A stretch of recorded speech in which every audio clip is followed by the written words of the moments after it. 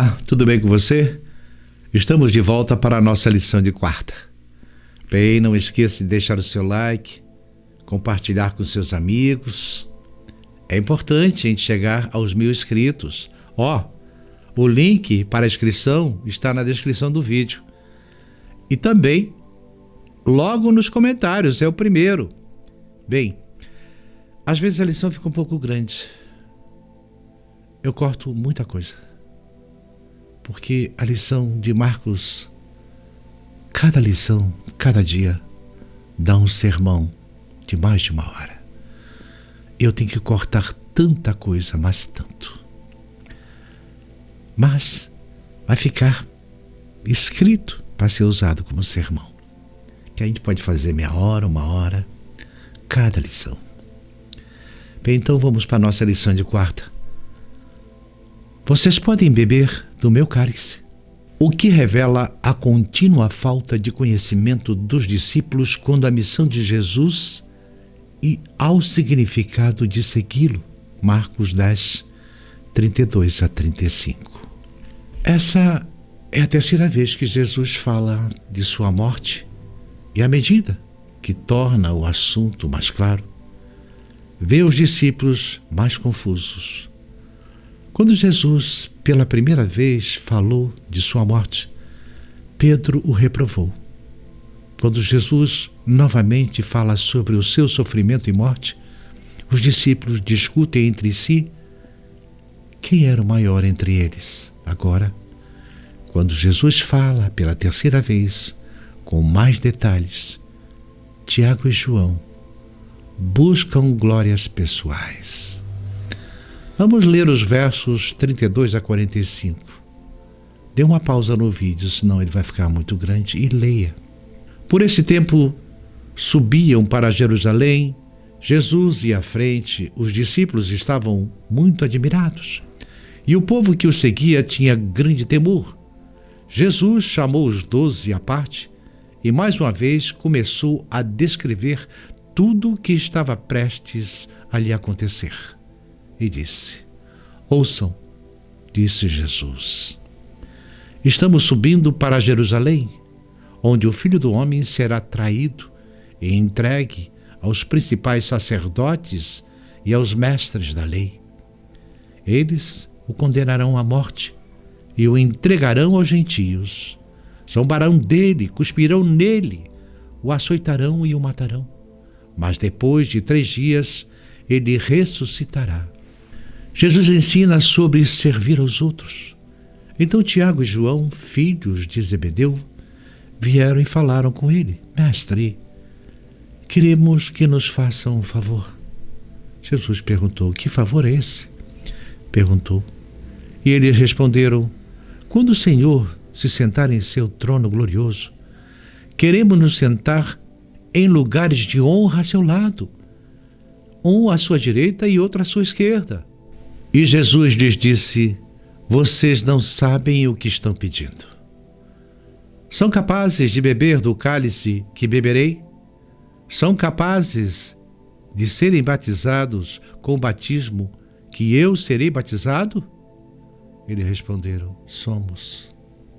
Então Jesus disse: de fato, vocês beberão do meu cálice e serão batizados com o meu batismo. Não cabe a mim, no entanto, dizer quem se sentará à minha direita ou à minha esquerda. Esses lugares serão daqueles para quem eles foram preparados. Quanto aos outros 10 discípulos, ouviram o que Tiago e João haviam pedido, ficaram indignados. Então Jesus os reuniu e disse: vocês sabem, os que são considerados líderes neste mundo têm poder sobre o povo, e que os oficiais exercem sua autoridade sobre os súditos. Entre vocês, porém, será diferente. Quem quiser ser o líder entre vocês, que seja o servo. E quem quiser ser o primeiro entre vocês, que se torne escravo de todos, pois nem mesmo o Filho do Homem veio para ser servido, mas para servir e dar a sua vida em resgate de muitos. A determinação de Jesus, a cruz, não foi um acidente na vida de Jesus, mas um apontamento. Ele veio ao mundo para dar a vida pela salvação do homem. O sofrimento de Cristo foi amplamente pronunciado pelos profetas. Lucas 18:31. Jesus, por 3 vezes, alertou seus discípulos acerca dessa hora. A liderança de Jesus ia diante dos seus discípulos nessa marcha para Jerusalém. Não havia nele nenhum sinal de dúvida ou temor. O sofrimento de Jesus. O evangelista Marcos enumera 7 degraus de sofrimento de Jesus nessa marcha para Jerusalém. Jesus deu sua vida em resgate de muitos. A palavra grega para resgate faz uma ideia de libertar um escravo ou um cativo mediante o pagamento de um resgate. Com a sua morte, ele nos comprou para Deus. Pela sua morte fomos libertos do cativeiro, do pecado, e recebemos a vida. Ele morreu não apenas para possibilitar a nossa redenção, mas para nos salvar. A vitória de Jesus sobre a morte.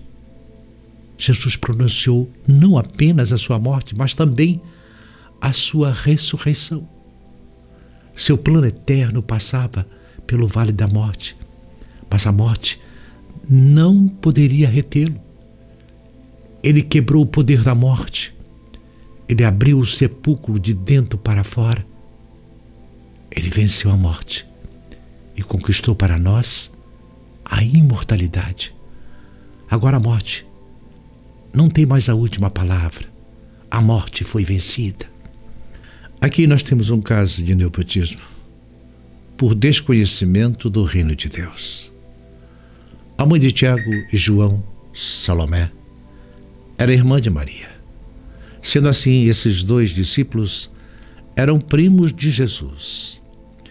Eles aproveitaram desse estreito laço familiar para buscarem vantagens pessoais, fazendo pedido que um se sentasse à sua direita e outro à sua esquerda no reino da glória de Jesus.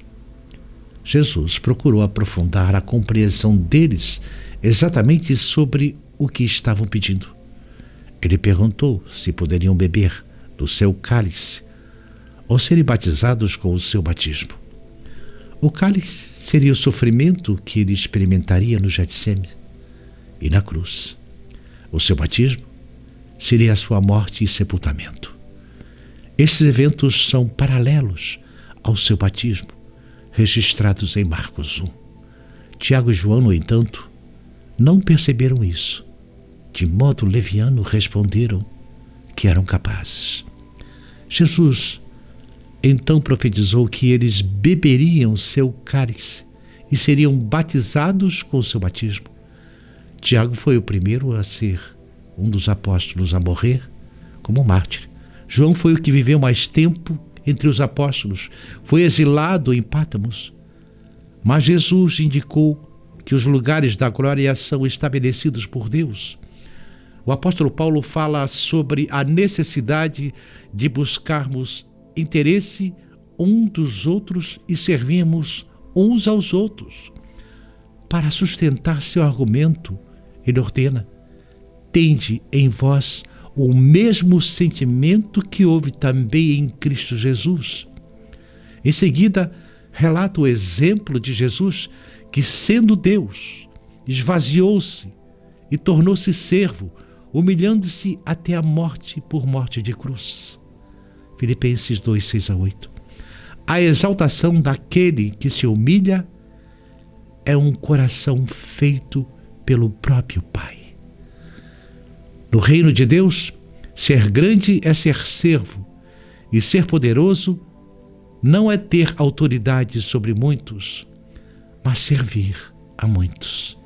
Bem, não perca a lição de quinta. Jesus disse: o que você quer que eu faça? Vamos saber amanhã, se Deus permitir.